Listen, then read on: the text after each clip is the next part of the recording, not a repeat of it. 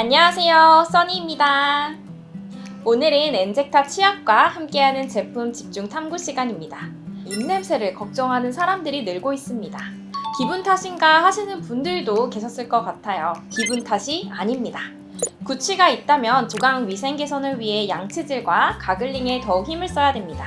입냄새 제거를 위해 많은 분들이 구강 관련 제품에 관심이 더욱 많아졌는데요. 엔젝타에도 안성 맞춤인 제품이 있죠. 바로 오늘의 제품 집중 탐구 주인공 엔젝타 치약입니다.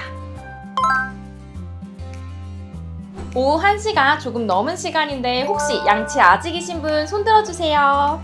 점심 드시고 다들 양치하셨나요? 하루 3번, 식후 3분 이내, 3분 이상 양치해야 하는 333 법칙 누구나 아시고 계실 거예요.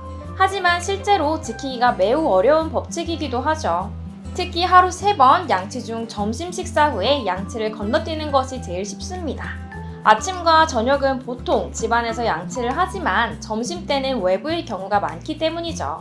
하지만 구강 위생 관리를 소홀히 하게 되면 충치, 치주 질환 등 구강 질환이 발생해 신체의 면역력이 떨어질 수 있습니다. 333의 법칙 잊으시면 안 돼요. 교정 중일 경우는 횟수 상관없이 양치를 해야 더욱 효과적입니다. 치아와 잇몸 사이에 존재하는 음식물들을 방치하면 구강 내 세균들이 세균막을 형성하고 세균이 증식하기 쉬운 환경이 돼서 충치와 잇몸 질환을 유발할 수 있습니다. 교정 치료 중이라면 하루에 3번 양치를 하는 것뿐만 아니라 간식이나 단 음식을 먹은 후에는 횟수와 상관없이 꼭 양치를 하는 것이 좋습니다. 특히 자기 전에는 거울을 보면서 더 꼼꼼하게 닦아야 하는 것 잊지 마세요. 식사 후 입안에 남은 음식 찌꺼기가 구강 세균과 섞여 치아 표면에 치태를 만드는데 시간이 지나면 돌처럼 딱딱하게 굳어 치석이 됩니다. 치태와 치석에 세균이 번식해 각종 구강 질환과 입냄새 유발의 원인이 됩니다.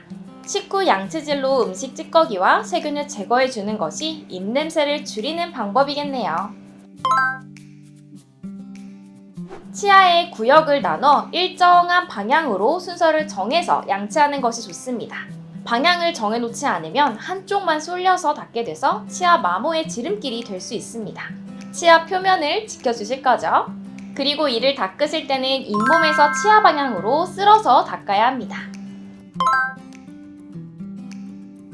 칫솔질 후에는 부가적으로 치간 칫솔이나 치실 등의 구강위생 보조용품을 사용해 칫솔질 후에 남아있는 작은 음식물들을 제거해주세요. 치간 칫솔은 보통 치아 사이 공간이 벌어졌거나 잇몸이 내려간 경우 사용하면 좋은데 남은 이물질을 제거할 수 있어서 더욱 치아 건강에 좋습니다.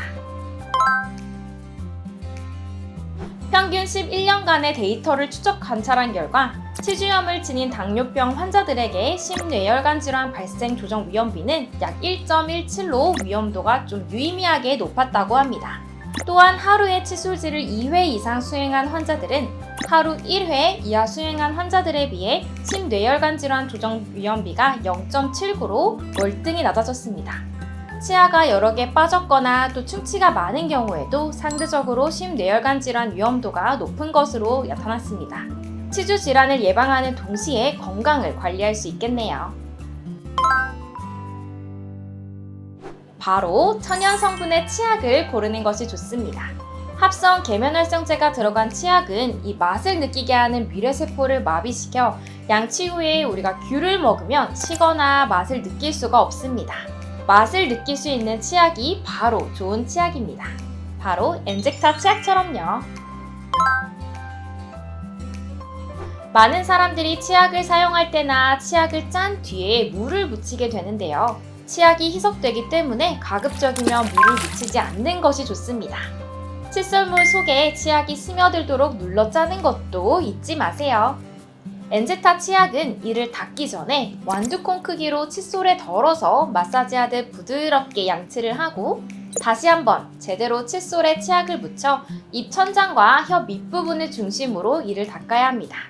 총 2번의 양치를 해주시면 우리 치아에 방어막이 코팅되어 이를 더욱 보호해줄 수 있습니다.